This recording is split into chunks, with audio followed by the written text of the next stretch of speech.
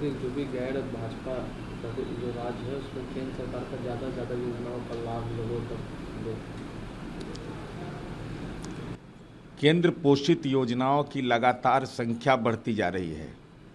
राज्यों की हिस्सेदारी आप लगातार बढ़ाते जा रहे हैं। क्या उन उपलब्धियों की आदरणीय नरेंद्र मोदी जी आम लोगों में चर्चा होगी कि सर्व शिक्षा अभियान जो अटल जी ने शुरू किया, जो प्रधानमंत्री आवास योजना हुआ, जो आपने कहा था कि 2022 तक हर गरीब के माथे पर छत दे देंगे, क्या उन तमाम योजनाओं को जो नहीं पूरा किया गया, क्या इन तमाम बिंदुओं की चर्चा करेंगे? और ख़ास करके बिहार में तो ज़रूर चर्चा करना चाहिए। जो गांधी मैदान में जो लोग मरे थे 2013 में, आदरणीय नरेंद्र मोदी जी ने 6 लोगों को कहा था कि आपको रोजगार देंगे, परवरिश करेंगे। इसलिए हम उम्मीद करते हैं कि एनडीए के सांसद उन 6 कार्यकर्ता जो भाजपा कार्यकर्ता थे, उनके परिवार आज भी बिलख रहे हैं और खोज रहे हैं कि कहाँ है नरेंद्र मोदी का कुनबा। जो 6 आदमी मारे गए तो उनका नियुक्ति पत्र कहाँ है और उनके परवरिश का क्या इंतज़ाम किया 10 साल में। और साथ ही साथ हम यह उम्मीद करेंगे जहाँ जाइए वहाँ रोजगार की जरूर चर्चा करें। 7,22,133 रोजगार केंद्रीय सेवाओं में 2014 से 2022 तक 27 जुलाई 2022 को पार्लियामेंट में स्वीकार किया है। तो गैर भाजपा शासित प्रदेश में कितना को रोजगार दिए, कितना हिंदू को, कितना सिखाधारी को, कितना टीकधारी को, जो भी रोजगार दिए होंगे, सनातनी को, वैष्णव को, शैव को, जितना दिए होंगे उसको कैटेगराइज कर करके हम समझते हैं कि आदरणीय नरेंद्र मोदी जी को यह अपने सांसदों से काम लेना चाहिए।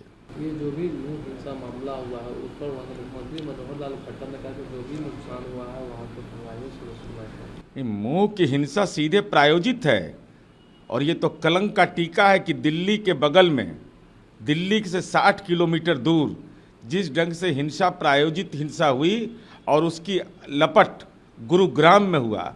अब तो शीर्ष अदालत ने यह कह दिया कि भाई हिंसा के संदर्भ में साफ तौर पर कहा है हेट स्पीच पर रोक लगाइए। ये जिस ढंग से राजनीति में उन्माद की भाषा बोल कर करके पूरे मामले को विकृत करने की जो कोशिश होती है, अब तो मणिपुर की हिंसा, बेटियों को निर्वस्त्र करना और लगातार लंबे अरसे तक प्रधानमंत्री का संसद में जाकर के नहीं बोलना, अब तो मुंह की हिंसा और दुनिया पर में कलंक का टीका यह लगा है इंटरनेट सेवा बाधित करने में। दुनिया में अभी रिपोर्ट आई है, दुनिया में भारत अव्वल किया है, क्योंकि सामाजिक तनाव के चलते इंटरनेट की सेवा बाधित करने का एक नया रिकॉर्ड आदरणीय नरेंद्र मोदी जी आपने बनाया। ये मोदी सरकार मामले में जिस तरीके से जो राहुल गांधी ने सुप्रीम कोर्ट से कहा कि मैं दोषी नहीं हूँ, मुझे लोकसभा सत्र में भाग लेने की अनुमति दी।